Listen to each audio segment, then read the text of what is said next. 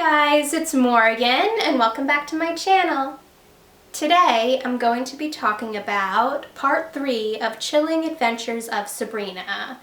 Now if you haven't seen part 3 of Chilling Adventures of Sabrina, there will be spoilers in this review, so stop watching if you don't want to be spoiled. With that said, here's my review of part 3 of Chilling Adventures of Sabrina. I love Sabrina and Nick together, so I really liked how the minute that part 3 started, we saw that Sabrina has been trying to open the gates of hell to get Nick back. And I also liked how Harvey was with her, but it did seem like they were sprinkling the seeds of the possibility of Harvey and Sabrina getting back together.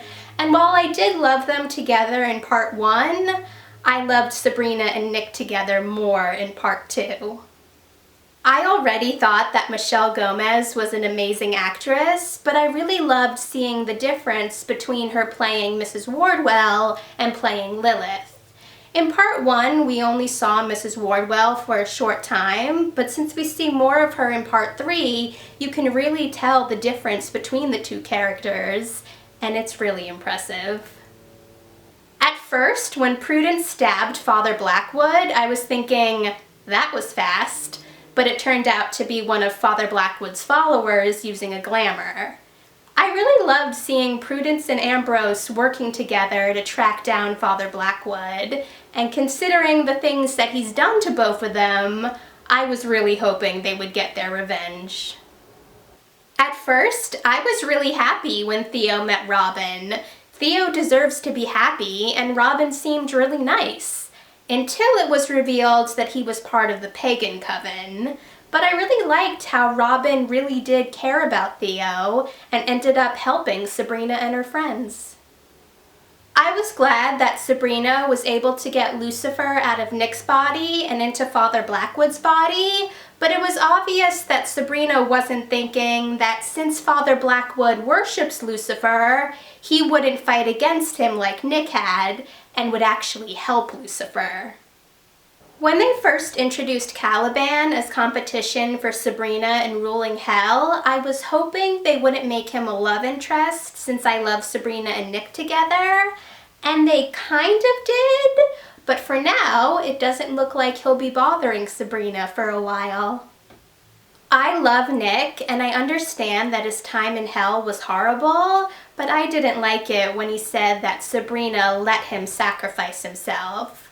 Sabrina didn't tell Nick to be Lucifer's vessel. Nick volunteered, and to hear him tell Sabrina that she wasn't worth it was horrible.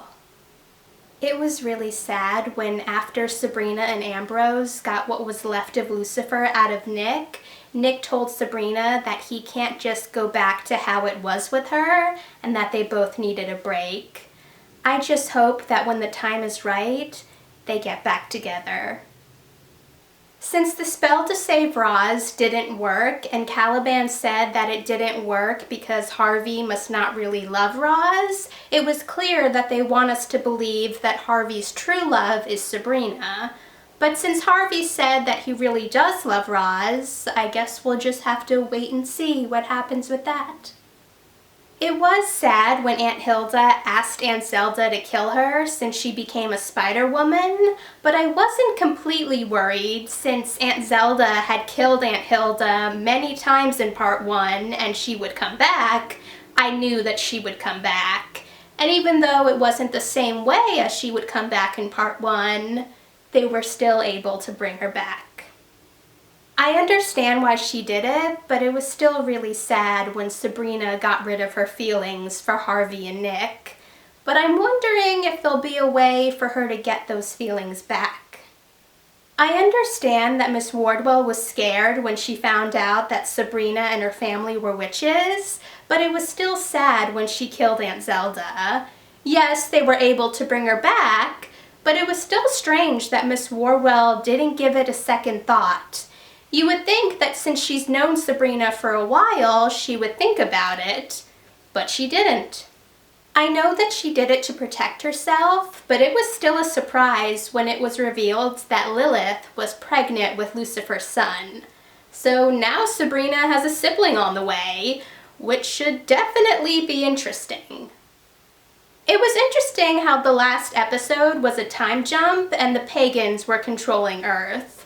And I also felt really sorry for Sabrina when she found out that all of her family and friends, except Ambrose, were dead. But I did like how she went back in time and changed everything so the pagans would lose. I actually like the idea of one Sabrina living on Earth and the other Sabrina ruling Hell, but I also agreed with Ambrose.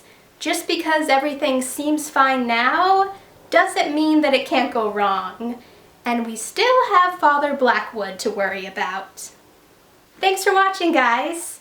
If you saw part 3 of Chilling Adventures of Sabrina, let me know what you thought about it in the comments. And if you want to see my previous reviews for Chilling Adventures of Sabrina, check out the playlist. And if you want to see any of my future videos, hit that subscribe button and I'll see you in the next video. Bye!